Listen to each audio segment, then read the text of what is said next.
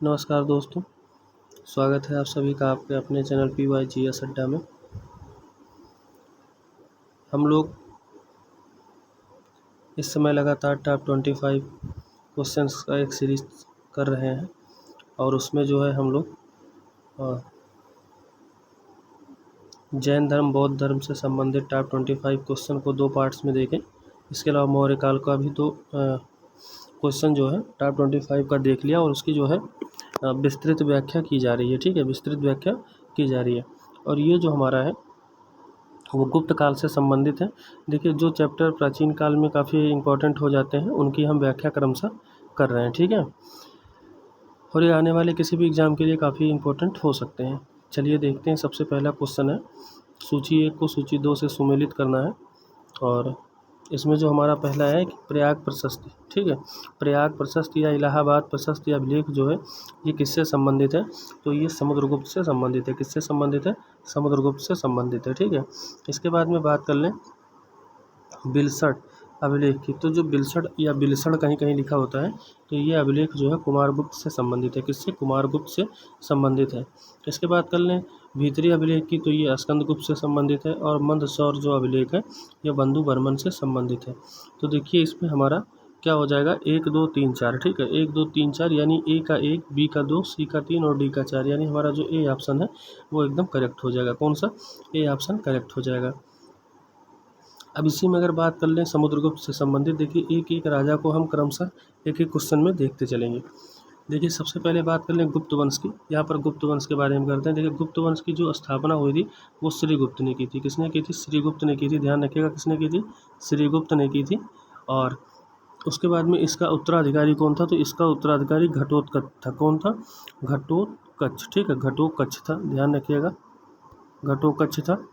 ठीक है, और उसके बाद में यदि बात कर लें चंद्रगुप्त, किसके बारे में बात कर लें? चंद्रगुप्त के बारे में। देखिए जो चंद्रगुप्त था, ठीक है, इस चंद्रगुप्त प्रथम ने, ठीक है, चंद्रगुप्त प्रथम ने 319, कब?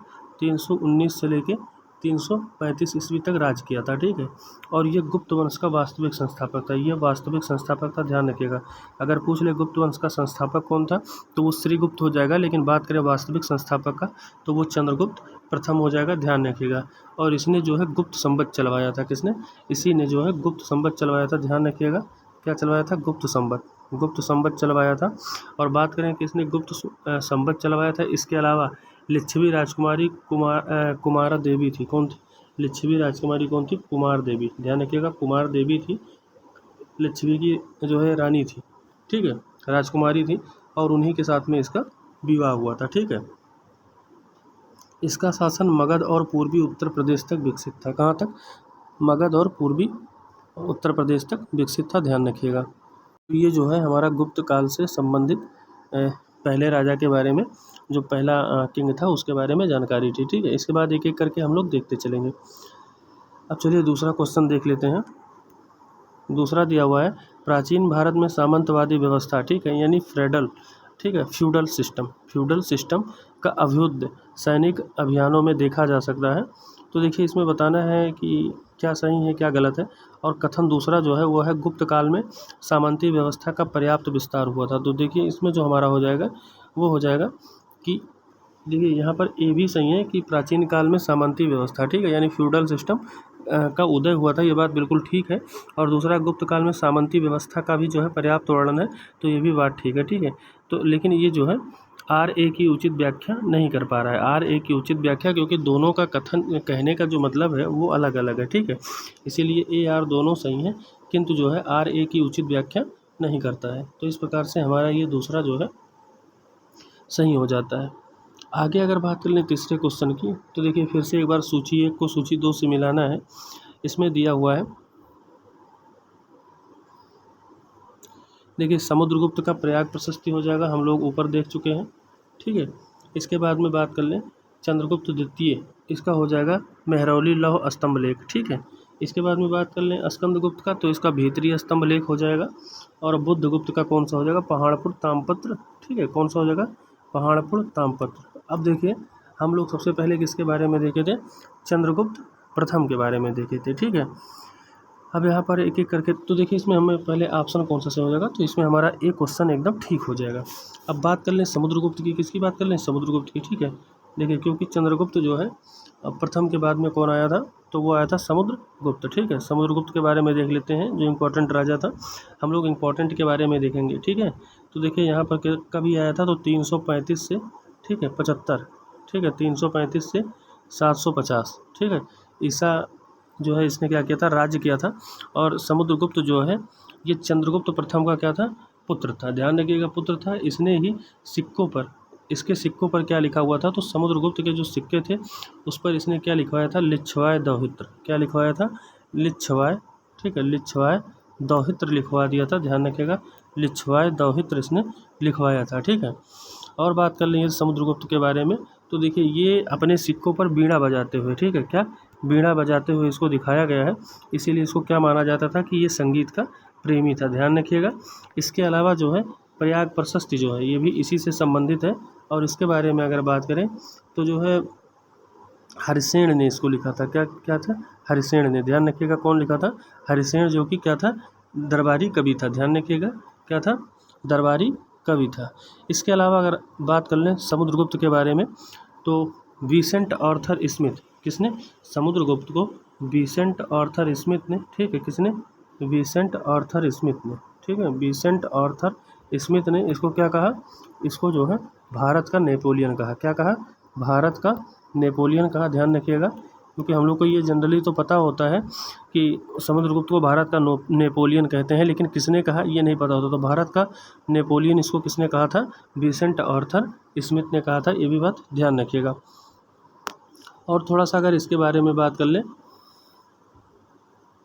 तो इसकी उपाधि क्या थी, पृथ्व्याय प्रथम वीरा, क्या था, इसकी उपाधि क्या थी, पृथ्व्याय प्रथम वीरा, ठीक है, पृथ्व्याय प्रथम वीरा, ये भी जो है इसकी उपाधि थी, तो इसको भी आपको ध्यान रखना है।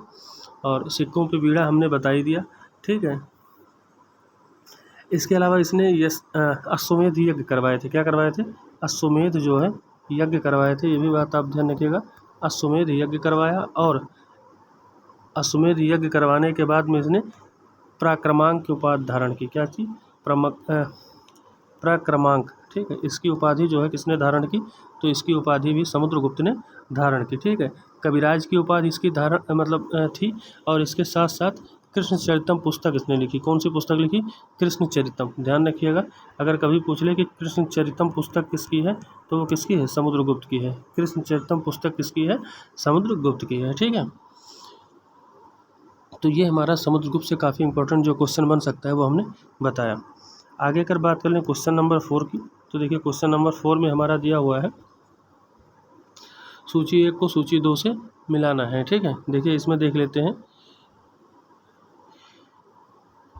इसमें है एक तरफ मुद्रा के प्रकार हैं और दूसरी तरफ शासक हैं। देखिए कुमार देवी प्रकार का सिक्का किसने जारी करवाया था, तो वो चंद्रगुप्त ने ही जारी करवाया था, ध्यान रखिएगा, किसने, चंद्रगुप्त प्रथम ने।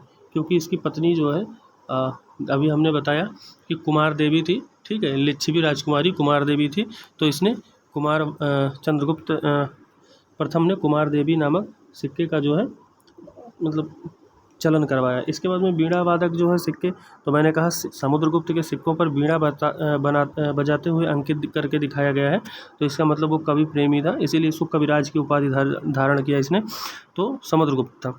बाकी बात कर लें चक्र विक्रम प्रकार की, तो ये चंद्रगुप्त द्वितीय था, ठीक है। और इसके बाद बात कर लें कार्तिकेय प्रकार की, तो ये जो है कुमारगुप्त प्रथम था। तो इसमें भी जो हमारा हो जाएगा वो करेक्ट आंसर 4 का हो जाएगा ए, कौन सा हो जाएगा, ए हो जाएगा। ध्यान रखिएगा ये जो इधर दिया हुआ ये सीरियल नंबर है, और ये यहाँ से ए का 1, बी का 2, सी का 3 और डी का 4 हो जाएगा, ठीक है। तो इस प्रकार से इसमें भी हमारा ए करेक्ट हो जाएगा। बात कर लें अगर इसमें, देखिए इसमें जो है, इसमें तो हम सब कुछ जो है व्याख्या के तौर पे देख चुके हैं। अब अगला क्वेश्चन देख लेते हैं 5 नंबर, ठीक है, 5 नंबर देख लेते हैं। देखिए इसमें एक तरफ शासक हैं और दूसरी तरफ उनकी उपाधियां हैं, तो इसको एक एक करके हम लोग देख लेंगे। इसमें दिया हुआ चंद्रगुप्त प्रथम, ठीक है, चंद्रगुप्त प्रथम की अगर बात कर लें, यहाँ से देखते हैं। अब हाँ, चंद्रगुप्त प्रथम की अगर बात कर ले तो देखिए चंद्रगुप्त प्रथम का उपाधि क्या था, तो इसका जो है महाराजा धीराज था। ध्यान रखिएगा क्या था, महाराजा धीराज था। समुद्रगुप्त का अश्वमेध, मैंने कहा ना अश्वमेध कराया था, तो अश्वमेध और पराक्रमांक की उपाधि इसने धारण की थी। चंद्रगुप्त द्वितीय ने परम भागवत की उपाधि धारण की थी। इसके अलावा स्कंदगुप्त ने सक्रोपम की उपाधि धारण की थी। अब अगर इस क्वेश्चन का व्याख्या देख लिया जाए तो चलिए एक एक करके देखते हैं। सबसे पहले हम बात कर लेते हैं चंद्रगुप्त द्वितीय या विक्रमादित्य के बारे में। किसके? चंद्रगुप्त, ठीक है, चंद्रगुप्त विक्रमादित्य, चंद्रगुप्त विक्रमादित्य, ठीक है, चंद्रगुप्त विक्रमादित्य द्वितीय के बारे में, ठीक है। इसी को चंद्रगुप्त विक्रमादित्य या चंद्रगुप्त द्वितीय कहा जाता था, ठीक है। यह एक महान शासक था और समुद्रगुप्त की पत्नी, ठीक है, दत्त देवी से, किससे? दत्त देवी। इसकी माता का क्या नाम था? दत्त देवी था, ध्यान रखिएगा। और इसके पिता का क्या नाम था? समुद्रगुप्त था। क्या नाम था? समुद्रगुप्त था। ये भी बात ध्यान रखिएगा, क्या नाम था? समुद्रगुप्त था, ठीक है। अगर इसी में थोड़ा सा बात कर लें तो देखिए इसका दूसरा नाम देवराज या देवगुप्त था। इसका दूसरा नाम जो था वो क्या था? तो ये देखिए मैं इसकी बात कर रहा हूँ, तो इसका दूसरा नाम क्या था? इसका दूसरा नाम देवराज था। क्या नाम था? देवराज था। आपको पता ही है कि देवराज देवताओं में किसको कहा जाता था? इंद्र को कहा जाता था, ठीक है, या देवगुप्त कहा जाता था। इसने क्या क्या उपाधि धारण की थी? तो इसने विक्रमांक की उपाधि धारण की थी। किसकी की थी? विक्रमांक की उपाधि धारण की थी। इसके अलावा विक्रमादित्य तो हमने बता ही दिया यहाँ पर कि किसकी की थी। चलिए लिख देते हैं, किसकी? विक्रमादित्य की। किसकी? विक्रमादित्य की उपाधि धारण की थी, ठीक है, विक्रमादित्य की। इसके अलावा परम भागवत, किसकी? परम भागवत की उपाधि धारण की थी। परम भागवत की उपाधि धारण की थी, ये भी बात ध्यान रखिएगा। इसके अलावा इसने चांदी के सिक्के उत्कीर्ण करवाए। किसके? इसने जो है चांदी के सिक्के, किसके? चांदी के सिक्के उत्कीर्ण करवाए, ठीक है। और साथ ही साथ में चांदी की मुद्रा का प्रचलन करने वाला, किसकी? चांदी का सिक्का उत्कीर्ण करवा के और इसका प्रचलन करने वाला, ठीक है, इसका प्रचलन, ठीक है, इसका प्रचलन करने वाला, ठीक है, प्रथम ये गुप्त शासक था, ठीक है, प्रथम गुप्त शासक था। ध्यान रखिएगा, प्रथम गुप्त शासक था, ये भी बात ध्यान रखिएगा। और इसके बारे में अगर और थोड़ा सा बात कर लें तो इसने अपनी जो है इसने अपनी दूसरी राजधानी उज्जैनी को बनवाया था। किसको बनवाया था? उज्जैनी को बनवाया था। ध्यान रखिएगा, किसको बनवाया था? उज्जैनी को बनवाया था, जो कि विद्या और संस्कृति का केंद्र था। ध्यान रखिएगा। और इसके समय में गुप्त जो काल था वो अपने चरमोत्कर्ष पे था। ध्यान रखिएगा, ठीक है। बात कर लें गुप्तों की प्रथम राजधानी क्या थी, तो जो गुप्तों की प्रथम राजधानी थी वो थी पाटलिपुत्र। क्या थी? पाटलिपुत्र थी। ये भी बात ध्यान रखिएगा, क्या थी? पाटलिपुत्र थी, ठीक है। लेकिन अगर बात कर लें कि जो है दूसरी राजधानी किसने कहाँ पर बनवाई, तो चंद्रगुप्त द्वितीय ने कहाँ पर बनवाई थी? उज्जैनी या उज्जैन में बनवाई थी। ध्यान रखिएगा, जिसको विद्या और संस्कृति का केंद्र जो है इसने बनाया था। तो इसमें जो हमारा 5 हो जाएगा उसका क्या हो जाएगा? उसका डी हो जाएगा, ठीक है। आगे अगर हम लोग बात कर लें 6 नंबर की, तो देखिए सूची 1 को सूची 2 से मिलाना है, ठीक है। 6 नंबर में सूची 1 को सूची 2 से मिलाना है। अब चलिए इसमें देखते हैं। सबसे पहले हमारा दिया हुआ है चंद्रगुप्त प्रथम, ठीक है, ये कुमार देवी अभी हम लोग देख चुके हैं। रामगुप्त की बात कर लें तो ध्रुव देवी से, समुद्रगुप्त की बात कर लें तो दत्त देवी से, और रुद्रसेन द्वितीय का देख लें तो ये प्रभावती से। अब चलिए इसकी व्याख्या देख लेते हैं। इसमें हम लोग बात करेंगे अब रामगुप्त की। किसकी बात करेंगे? रामगुप्त की, ठीक है।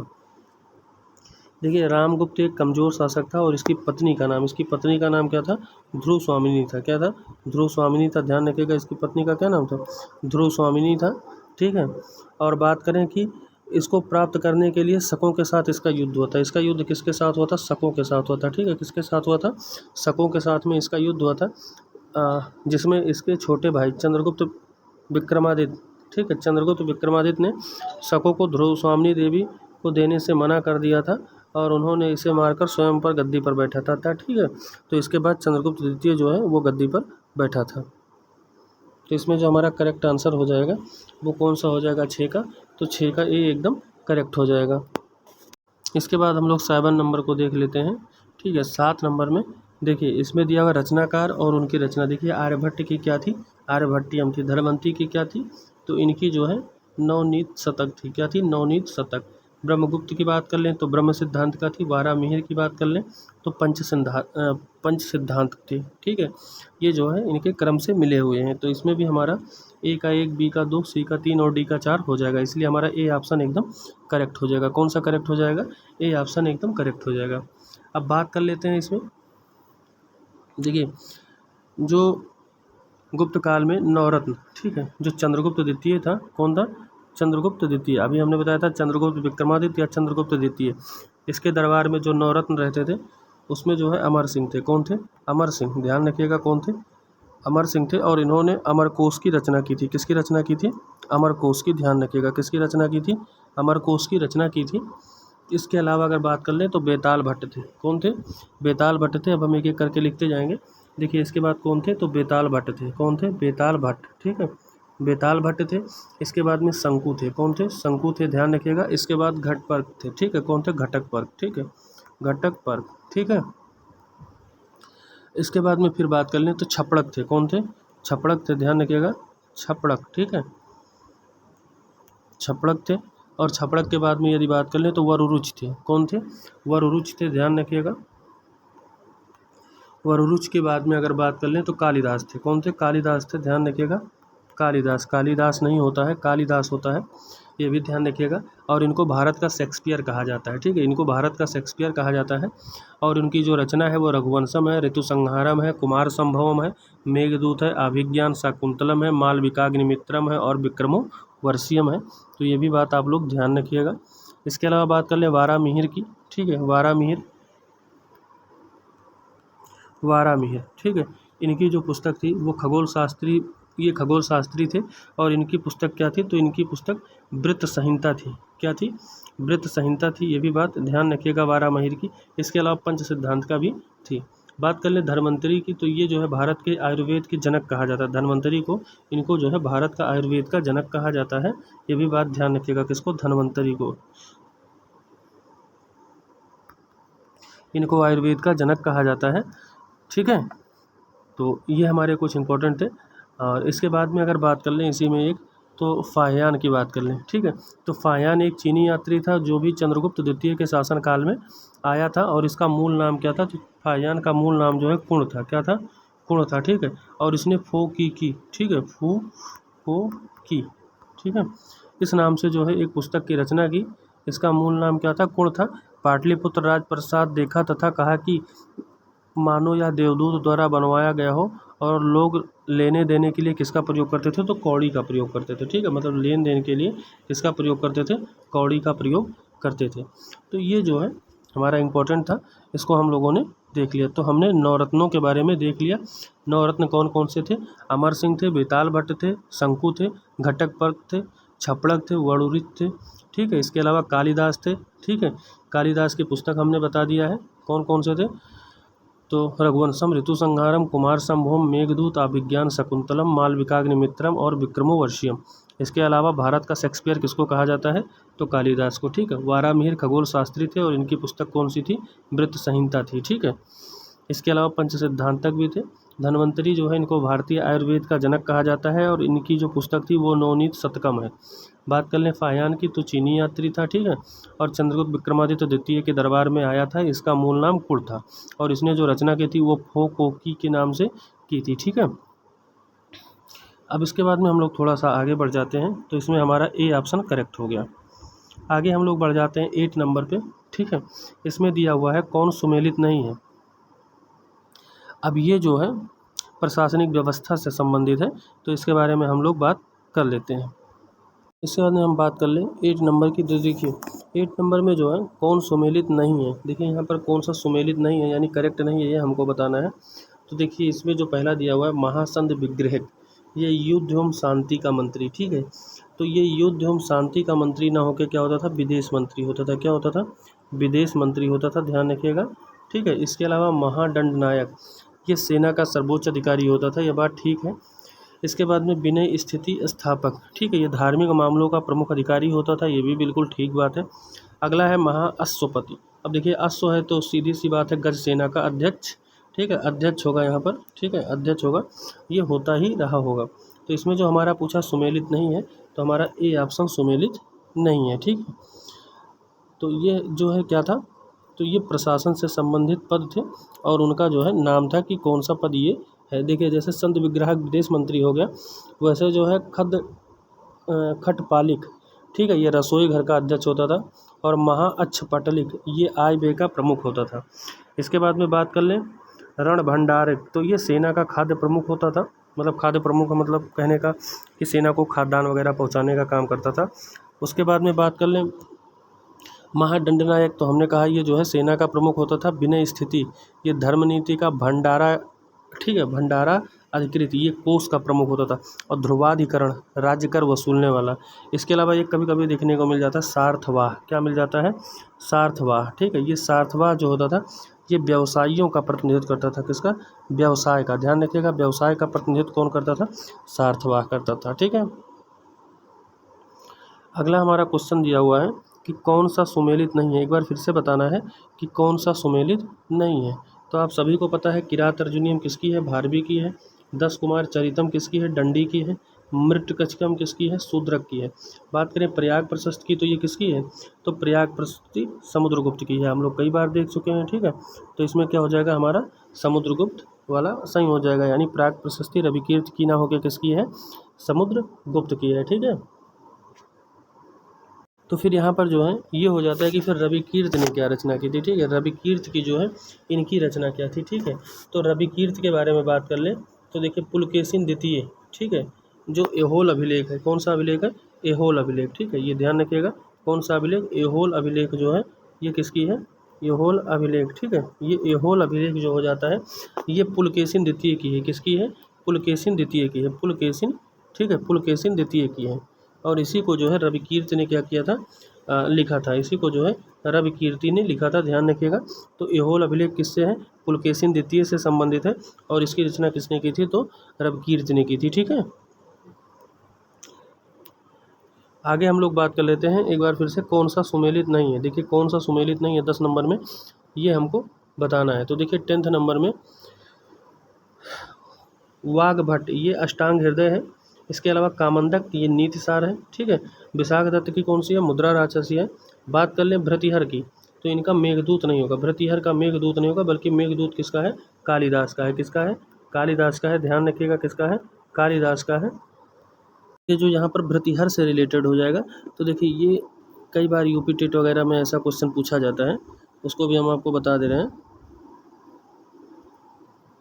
देखिए यहाँ पर पहला हो जाएगा भृतिहर का वाक्यपदियम, कौन सा हो जाएगा, वाक्यपदियम हो जाएगा, ध्यान रखिएगा, क्या हो जाएगा, वाक्य, ठीक है,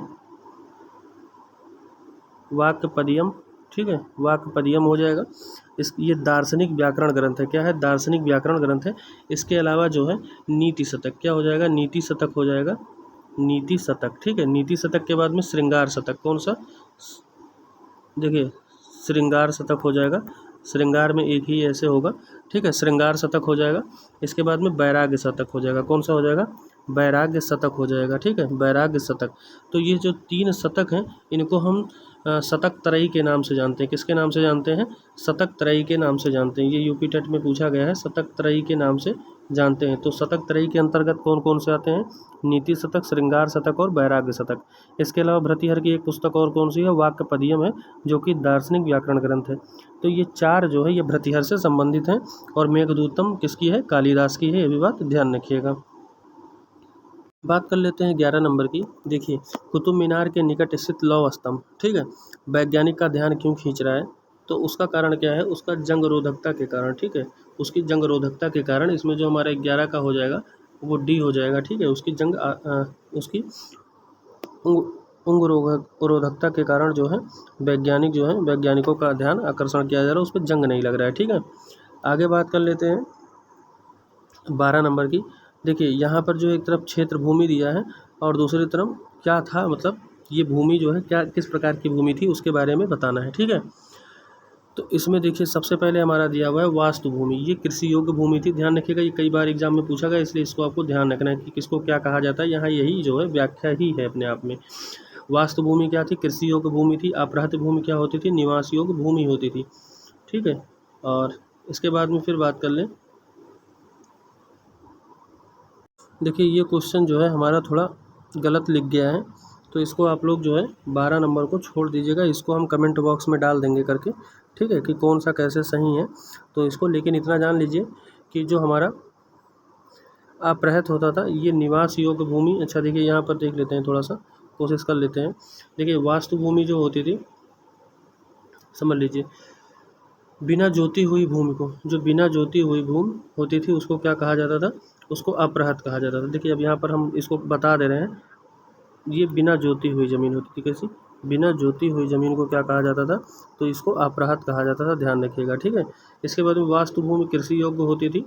और इसके बाद में यदि बात कर लें तो देखिए प्राचीन भाग में जो सिंचाई का कर को क्या कहा जाता था, विदक भागम या उदक भाग कहा जाता था, ठीक है। तो इस प्रकार से इसको देख ले रहे हैं। बाकी इसमें इस क्वेश्चन को मैं फिर से जो है एक बार कर दूंगा, ठीक है, पूरा डाल दूंगा, तो आप लोग इसको छोड़ दीजिए। इसके बाद 13 नंबर देख लेते हैं। अगर 13 नंबर की बात कर लें तो सूची 1 को सूची 2 से मिलाना है। देखिए यहाँ पर जो है सार्थवा, अभी इसको हमने देखा था, यहाँ कुछ ज़्यादा दिमाग लगाने की ज़रूरत नहीं है, ये व्यापारी हो जाएगा। तो यानी बी का जिसमें दूसरा, ठीक है, बी का दूसरा जिसमें मिल जाए वही हमारा करेक्ट हो जाएगा। इसके साथ साथ श्रेष्ठी का मतलब क्या होता था, तो श्रेष्ठी का मतलब हमारा हो जाता था साहूकार। क्या हो जाता था? साहूकार हो जाता था। तो ए का 1 बी का 2, ठीक है, ए का 1 और बी का 2, ठीक है। इसके बाद में बात कर लें कुलिक, तो कुलिक का मतलब क्या होता था, कुलिक का मतलब जो हमारा हो जाता था वो शिल्पी या कारीगर हो जाता था, ठीक है। तो यहाँ पर सी का क्या हो जाएगा, तीसरा हो जाएगा। तो इस प्रकार से हमारा ए ऑप्शन एकदम करेक्ट हो जाएगा, क्योंकि हम 1 2 के साथ नहीं जा सकते थे, वो हमारा सी ऑप्शन में भी दिया हुआ था। इसके बाद में हम लोग बात कर लेते हैं 14 नंबर का, सती प्रथा का पहला उल्लेख कहाँ मिलता है। देखिए सती प्रथा का जो पहला उल्लेख है वो हमको एरण अभिलेख में मिलता है। कहाँ पर मिलता है? एरण अभिलेख में मिलता है, ध्यान रखिएगा। और जो सती प्रथा का अभिलेख हो जाता है ये भानुगुप्त से संबंधित था। किससे? भानुगुप्त से संबंधित था, ध्यान रखिएगा, ठीक है। इसके बाद में बात करें गुप्तकालीन सिक्कों में सबसे बड़ा ढेर जो है हमें कहाँ से प्राप्त हुआ, तो देखिए गुप्तकालीन सिक्कों का सबसे बड़ा ढेर जो है हमें बयाना, ठीक है, ये बयाना भरतपुर में स्थित है और ये राजस्थान में, ठीक है। यहाँ से जो है हमको क्या प्राप्त हुआ था, सिक्कों का जो है सबसे बड़ा ढेर प्राप्त हुआ था। बात कर लें चांदी का सबसे पहला जो सिक्का जारी किया था वो किसने जारी किया था, तो वो चंद्रगुप्त द्वितीय ने जारी किया था। किसने? चंद्रगुप्त द्वितीय ने या चंद्रगुप्त विक्रमादित्य ने जारी किया था, ये भी बात आपको ध्यान रखना है, ठीक है। इसके बाद में अगर इसी में बात कर लें थोड़ा सा, तो देखिए जो गुप्त काल में, ठीक है, स्वर्ण सिक्के होते थे। क्या होते थे? स्वर्ण सिक्के होते थे। इनको क्या कहा जाता था, तो इनको दीनार कहा जाता था। क्या कहा जाता था? दीनार कहा जाता था। और चांदी के सिक्कों को क्या कहा जाता था, तो चांदी के सिक्कों को यहाँ पर रूपक कहा जाता था। क्या कहा जाता था? रूपक कहा जाता था। ये भी आपको ध्यान रखिए, ठीक है, ये भी आपको ध्यान रखना है। इसके बाद में कभी कभी एक क्वेश्चन पूछा जाता है क्रम से लगाने के लिए। देखिए उसमें सबसे एक हो जाता है सुंग यून। कौन सा हो जाता है? सुंग यून। ये कब आया था, ठीक है, तो ये 6वीं शताब्दी में आया था। कब आया था? 6वीं शताब्दी में आया था। और जो है कब से कब तक रहा था, तो 515 से 520 तक रहा था, ध्यान रखिएगा, 515 से 520 तक रहा था, ठीक है। इसके बाद में फिर हम लोग आगे बढ़ जाते हैं, नालंदा विश्वविद्यालय की स्थापना का युग कौन सा है, ठीक है। तो ये पूछ रहा है नालंदा विश्वविद्यालय की स्थापना किसने की थी, तो ये गुप्तों के समय में हुई थी। किसके समय में हुई थी? गुप्तों के समय में हुई थी, ये भी आप ध्यान रखिएगा। देखिए यहाँ पर बात कर लेते हैं कुमारगुप्त की, क्योंकि इसी ने जो है नालंदा विश्वविद्यालय को बनवाया था। तो देखिए इसके समय में पटना के निकट नालंदा विश्वविद्यालय में, कहाँ पर? नालंदा में, ठीक है, नालंदा विश्वविद्यालय में जो है स्थापना हुई थी, ठीक है। नालंदा विश्वविद्यालय की स्थापना किसके समय में हुई थी, तो ये गुप्त शासक कौन था? कुमारगुप्त था। कौन था? कुमारगुप्त था, ध्यान रखिएगा। और इसी के समय जो है नालंदा विश्वविद्यालय की स्थापना हुई थी। बाद में इसको किसने? बख्तियार खिलजी, जो कुतुबुद्दीन ऐबक का क्या था, सेनापति था, उसने आके नष्ट कर दिया था, ये भी बात ध्यान रखिएगा। इसको भी नष्ट किया था और इसके साथ साथ विक्रमशिला को भी नष्ट किया था, ठीक है, जो भागलपुर में स्थित है, ठीक। इसने बौद्ध धर्म की ही जो महायान शाखा में पढ़ाई होती थी, इसमें जो है किसकी, तो बौद्ध धर्म का जो महायान शाखा था, कौन सा था? महायान शाखा था, इसकी पढ़ाई होती थी, ध्यान रखिएगा, किसकी? महायान शाखा की पढ़ाई हुई थी। और इसे ऑक्सफोर्ड ऑफ महायान भी कहा जाता था, ठीक है। और मैंने बता दिया कि मोहम्मद गौरी के जनरल बख्तियार खिलजी, जो कुतुबुद्दीन ऐबक का भी था, उसी ने इसको क्या कर दिया था, नष्ट कर दिया था, ये भी बात ध्यान रखना है। और हुसैन सांग ने दीक्षा ली थी, उस समय जो है यहाँ का प्रधानाचार्य कौन था, तो प्रधानाचार्य शीलभद्र था। ये भी क्वेश्चन पूछ लिया जाता है कि प्रधानाचार्य कौन था, तो शीलभद्र था, ध्यान रखिएगा। और अश्वमेध यज्ञ किसने करवाया था, तो कुमारगुप्त ने करवाया था, ठीक है। आगे बढ़ जाते हैं 17 नंबर पे, गुप्त शासकों की सरकारी भाषा या दरबारी भाषा क्या थी, तो इनकी जो दरबारी भाषा थी वो संस्कृत थी, बस आपको इतना ही ध्यान रखना है। आगे हम लोग 18 नंबर पे चलते हैं। गुप्त वंश का वह कौन सा राजा था जिसने होड़ों को भारत पर आक्रमण करने से रोका था? तो ये जो है स्कंदगुप्त था। कौन था? स्कंदगुप्त था। अब देखिए स्कंदगुप्त को जो है क्रमादित्य भी कहा जाता है। क्या कहा जाता है? क्रमादित्य। ध्यान रखिएगा क्या कहा जाता है? क्रमादित्य कहा जाता है। और इसने कब से कब तक शासन किया था? तो 455 से 467, ठीक है, 467 ईस्वी तक इसने शासन किया था, ठीक है। और इसका जो स्तंभ लेख है उसका नाम है भीतरी स्तंभ लेख। क्या नाम है? भीतरी स्तंभ लेख। ध्यान रखिएगा भीतरी स्तंभ लेख किससे संबंधित है? तो वो स्कंदगुप्त से संबंधित है, ठीक है। चीनी शासक जो सांग था, कौन था? सांग, ठीक है। जो चीनी शासक सांग था, ठीक है, इसी के शासन इसी के यहाँ मतलब इसने राजदूत भेजा था। किसने? स्कंदगुप्त ने। ध्यान रखिएगा। और इसने जो है सक्रादित्य, इसने जो है किसकी उपाधि धारण की थी? तो जो स्कंदगुप्त था इसने सक्रादित्य की उपाधि धारण की थी। ध्यान रखिएगा ये एग्जाम में पूछा हुआ है कि सक्रादित्य की उपाधि किस गुप्त शासक की थी? तो वह स्कंदगुप्त की थी। ध्यान रखिएगा। और इसने दूसरी राजधानी कहाँ बनाई थी? तो इसने दूसरी राजधानी अयोध्या बनाई थी, ठीक है। कहाँ बनाई थी? अयोध्या बनाई थी। और पहले कहाँ पर थी? पाटलिपुत्र थी। ये ध्यान रखिएगा, ठीक है। स्कंदगुप्त के शासनकाल में सौराष्ट्र का प्रांतपति कौन था? तो सौराष्ट्र का प्रांतपति जो है पर्णदत्त था। ध्यान रखिएगा स्कंदगुप्त के समय में, ठीक है, सौराष्ट्र का प्रांतपति कौन था? तो पर्णदत्त था। ये भी कई बार क्वेश्चन पूछा गया है। और होड़ों का आक्रमण किसके समय हुआ था? तो यही पूछा गया है कि भारत में होड़ों के आक्रमण से रक्षा किसने की थी? तो वो स्कंदगुप्त ने ही की थी, ठीक है। अगला क्वेश्चन हमारा हो जाता है कि इतिहासकार B.A.S. स्मिथ यानी बिसेंट आर्थर स्मिथ, अभी हमने ऊपर बताया ही था, ने किसके विजयों से प्रभावित होकर उसे भारत का नेपोलियन कहा था? तो समुद्रगुप्त को कहा था। किसको कहा था? समुद्रगुप्त को कहा था। आगे हम लोग चलते हैं। स्कंदगुप्त को किस, ठीक है, स्कंदगुप्त को किस स्तंभ लेख में सक्रोपकम कहा गया है? ठीक है, तो ये किस में कहा गया है? तो इसमें जो हमारा 20 नंबर हो जाएगा उसका ए हो जाएगा कहोम अभिलेख में। किसमें? कहोम स्तंभ लेख में। ध्यान रखिएगा किसमें? कहोम स्तंभ लेख में, ठीक है। इसके अलावा अगर बात कर लें जूनागढ़ अभिलेख, तो जो हमारा जूनागढ़ अभिलेख है, जूनागढ़ अभिलेख हमारा किससे संबंधित हो जाता है? तो ये रुद्रदामन से संबंधित हो जाता है। किससे? रुद्रदामन से। ध्यान रखिएगा किससे संबंधित है? रुद्रदामन से संबंधित है जूनागढ़ अभिलेख, ठीक है। इसके बाद में बात कर लें प्रयाग प्रशस्ति, तो अभी देख लिए हम लोग समुद्रगुप्त से है। बाकी बात कर लें अगर मंदसौर अभिलेख, कौन सा? मंदसौर अभिलेख। तो ये मंदसौर किससे हो जाता है? तो मंदसौर हमारा यशोवर्मन से हो जाता है। किससे हो जाता है? यशोवर्मन से हो जाता है। ध्यान रखिएगा। तो ये जो है हमारा इंपॉर्टेंट था। कहोम किससे संबंधित है? स्कंदगुप्त से। भीतरी भी किससे संबंधित है? स्कंदगुप्त से। जूनागढ़ किससे संबंधित है? ये रुद्रदामन से। प्रयाग प्रशस्ति इलाहाबाद में जो है ये किससे संबंधित है? समुद्रगुप्त या भारत का नेपोलियन की उपमा जिसको दी गई है। मंदसौर लेख किससे प्रसिद्ध है? तो ये यशोवर्मन से। तो इसमें हमारा कौन सा करेक्ट हो जाएगा? ए ऑप्शन एकदम करेक्ट हो जाएगा, ठीक है। इसके बाद बात करते हैं 21 की। श्रीलंका के राजा मेघवर्मन ने किस स्थान पर भगवान बुद्ध का मंदिर बनवाने के लिए समुद्रगुप्त से अनुमति मांगी थी? तो ये कौन सा स्थान हो जाएगा जहाँ पर इसने जो है भगवान बुद्ध से मूर्ति बनवाने के लिए जो है अनुमति समुद्रगुप्त से मांगी गई थी, ठीक है। तो इसमें जो हमारा हो जाएगा बोध गया में। कहाँ पर? बोध गया। ये बिहार में पड़ता है, ठीक है। बोध गया जो कि पहले गया डिस्ट्रिक्ट था, लेकिन जब महात्मा बुद्ध जी को ज्ञान प्राप्त हो तो इसको क्या कहा गया? गया कहा गया। अब आप लोग हमें कमेंट बॉक्स में बताइए कि उनके गृह त्याग को क्या कहा गया, ठीक है। एक तो गृह त्याग को क्या कहा गया, ठीक है। उसके अलावा जो है प्रथम ज्ञान को क्या कहा गया, ठीक है। प्रथम ज्ञान को क्या कहा गया, ये सब हम बता चुके हैं, ठीक है। इसके अलावा उनकी मृत्यु जब हुई थी उसको जो है क्या कहा गया, मृत्यु को क्या कहा गया। ये तीनों क्वेश्चन का आंसर जो है कमेंट बॉक्स में ज़रूर बताइएगा। इसके बाद में बात कर लेते हैं 22 नंबर की। चंद्रगुप्त द्वितीय ने विक्रमादित्य की उपाधि जो है कब धारण की थी? ये हमको बताना है। तो ये क्वेश्चन भी हम लोग देख चुके हैं ऊपर ही कि शकों का उन्मूलन या शकों को जो है पराजित करने के बाद जो है उसने विक्रमादित्य की उपाधि धारण की थी।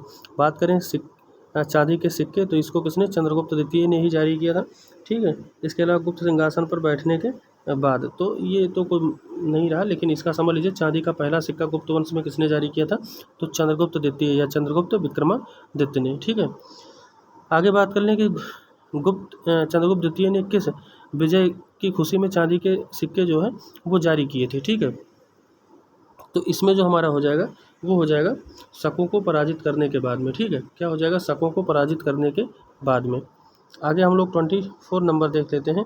फाहियान और ह्वेनसांग ने के राज्यों में देखा गया, मतलब फाहियान और ह्वेनसांग किसके किसके राज्य में आए थे, यही आपको क्रमवार तरीके से बताना है। तो देखिए फाहियान जो हमारा आया था वो कब आया था, तो वो चंद्रगुप्त विक्रमादित्य के समय में आया था, जबकि हर्षवर्धन के शासनकाल में ह्वेनसांग आया था। ठीक है, अगला है फाहियान द्वारा रचित फोकुओकी। ठीक है, यह जो है निम्न में से किसका विवरण नहीं मिलता है, ध्यान रखिएगा किसका विवरण नहीं किया गया है, ये हमको बताना है।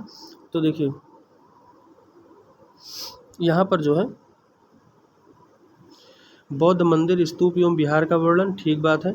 अगला गौतम बुद्ध के उपदेशों का वर्णन, ये भी ठीक है। बौद्ध राज्यों का, ठीक है, ये भी किया है, लेकिन बौद्ध धर्म के सिद्धांतों का वर्णन जो है इसने नहीं किया है। ठीक है, बौद्ध धर्म के सिद्धांतों का वर्णन नहीं किया है, ये भी बात ध्यान रखिएगा। अब तो ये जो है हमारा इम्पोर्टेंट कुछ 25 क्वेश्चन था, उसको हमने करा दिया है। ठीक है, इसके अलावा कुछ और इम्पोर्टेंट हो सकते हैं, उसको जो है हम आपको बताना चाहेंगे। देखिए यहाँ पर जो है हमारा पहला ये है कि कुमारगुप्त द्वितीय ने सारनाथ अभिलेख, जिस पर बुद्ध की प्रतिमा उत्कीर्ण है, ठीक है, उसमें इसे प्रथम गुप्त शासक बताया गया है। ठीक है, जबकि अगर बात कर लें गुप्त वंश का अंतिम शासक कौन था, देखिए गुप्त वंश का अंतिम शासक कौन था, तो गुप्त वंश का जो लास्ट था, ठीक है, लास्ट जो राजा था वो कौन सा था, तो वो था विष्णुगुप्त। ध्यान रखिएगा कौन सा था, विष्णुगुप्त था, ये भी आपके लिए काफ़ी इंपॉर्टेंट हो जाता है। ठीक है, कौन था, विष्णुगुप्त था, तो ये आप ध्यान रखिएगा। इसके अलावा एक क्वेश्चन पूछ लेता है जो तोड़माड़, ठीक है, कौन था, तोड़माड़, ठीक है, तोड़माड़ था। ठीक है, तोड़माड़ का पुत्र कौन था, मिहिर कुल था, कौन था, मिहिर कुल था, ध्यान रखिएगा मिहिर कुल था। ठीक है, मिहिर कुल था। ठीक है, और ये पहले क्या था, पहले ये बौद्ध था, क्या था, पहले बौद्ध था, लेकिन बाद में जो है ये कट्टर शैव धर्म को अपना लिया था, मतलब बहुत ही कट्टर हो गया था शैव धर्म के प्रति।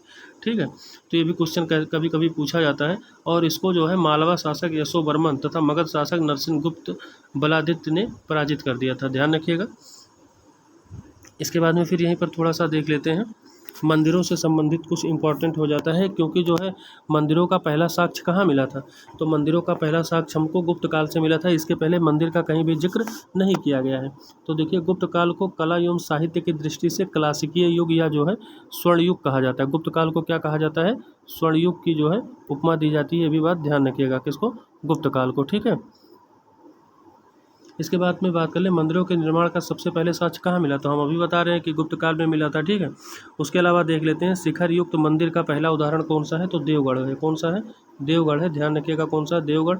और ये कहाँ पर है, तो ये झांसी में है, कहाँ पर है, झांसी में है। ठीक है, देवगढ़ झांसी में कौन सा मंदिर है ये आपको बताना है, माफ़ी चाहेंगे। तो इसमें जो हमारा हो जाता है वो दशावतार मंदिर हो जाता है, कौन सा, दशावतार मंदिर है। ठीक है, कहाँ पर है, देवगढ़ झांसी में है। इसके अलावा बात कर लें बूमरा, ठीक है, कौन सा, बूमरा नागौद। ठीक है, बूमरा, ठीक है, बूमरा नागौद। ठीक है, बूमरा नागौद जो हो जाता है ये कहाँ है, तो ये मध्य प्रदेश में, कहाँ पर है, मध्य प्रदेश में है, और ये भगवान शिव का जो है मंदिर है। इसके अलावा बात कर लें तिगवा, ठीक है, तिगवा जो है ये जबलपुर में है। ठीक है, कौन सा, तिगवा। ठीक है, तिगवा, तो ये तिगवा कहाँ है, जबलपुर मध्य प्रदेश में है, और ये भगवान विष्णु का मंदिर है। इसके अलावा नचना कुठार, ये भी भगवान विष्णु का मंदिर है, और भीतरगांव मंदिर कानपुर में है, ये लक्ष्मण जी का मंदिर है, किसका है, लक्ष्मण जी का मंदिर है, कौन सा, तो भीतरगांव मंदिर। ठीक है, ये लक्ष्मण जी का मंदिर है। जबकि सिरपुर, कौन सा, सिरपुर, ठीक है, कौन सा, सिरपुर, ये छत्तीसगढ़ में है, और ये भी जो है, तो जो यहाँ पर हमने लिखा है लक्ष्मण, देखिए सिरपुर एक हो गया, और एक जो भीतर गांव है, ठीक है, कौन सा, भीतर गांव। ठीक है, ये भीतर गांव, ये दोनों क्या है, तो ये दोनों जो है ईंटों से निर्मित मंदिर है, ध्यान रखिएगा। ठीक है, इसके बाद में बात कर ले देवगढ़ के दशावतार मंदिर का निर्माण गुप्तों के अंतिम समय में हुआ था, ये भी बात ध्यान रखिएगा। और यह राम अवतार, किसको, तो जो राम अवतार है, ठीक है, राम अवतार, इसके साथ साथ कृष्ण अवतार, ये दोनों की बात करता है, ध्यान रखिएगा, कृष्ण अवतार दोनों की बात करता है, तथा विष्णु के 10 अवतारों। ठीक है, अब विष्णु जी के 10 अवतार कौन से थे वो भी आपको जानना जरूरी है। ठीक है, क्योंकि कभी कभी एग्जाम में पूछ लेता है। तो विष्णु जी के 10 अवतार कौन कौन से थे, तो पहला देख लीजिए क्या था, मत्स्य अवतार था, कौन सा था, मत्स्य अवतार था। इसके बाद में कूर्म था, क्या था, कूर्म था। ठीक है, उसके बाद में वाराह, कौन सा था, वाराह था। वाराह के बाद में बात कर लें तो नृसिंह, कौन सा था, नृसिंह का अवतार था। ठीक है, नृसिंह के बाद में बात कर लें तो वामन, कौन सा था, वामन को था, जो बाली जी के साथ में इन्होंने 3 पग में पूरे तीनों लोगों को नाप लिया था। इसके बाद में भगवान श्री राम का, कौन सा, भगवान श्री राम का था। इसके बाद में कृष्ण जी का था। ठीक है, कृष्ण के बाद में परशुराम, किसका, परशुराम का था। ठीक है, और परशुराम के बाद में बुद्ध, किसका, बुद्ध का था। और बुद्ध के बाद में फिर कल्कि। किसका? कल्कि। तो ये जो है कुछ इम्पोर्टेंट अवतार थे।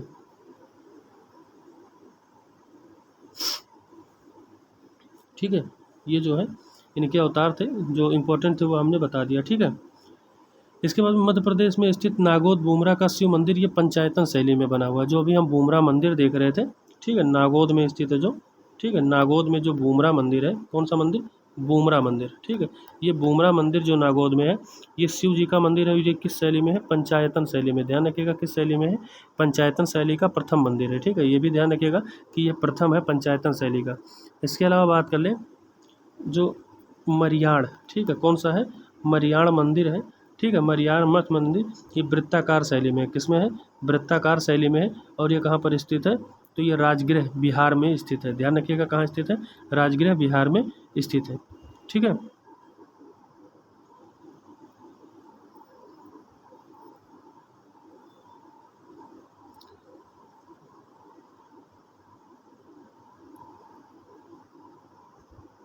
देखिए यहाँ पर गुप्त काल से संबंधित कुछ बंदरगाह जो इम्पोर्टेंट हो जाते हैं उसको भी हम देख लेते हैं।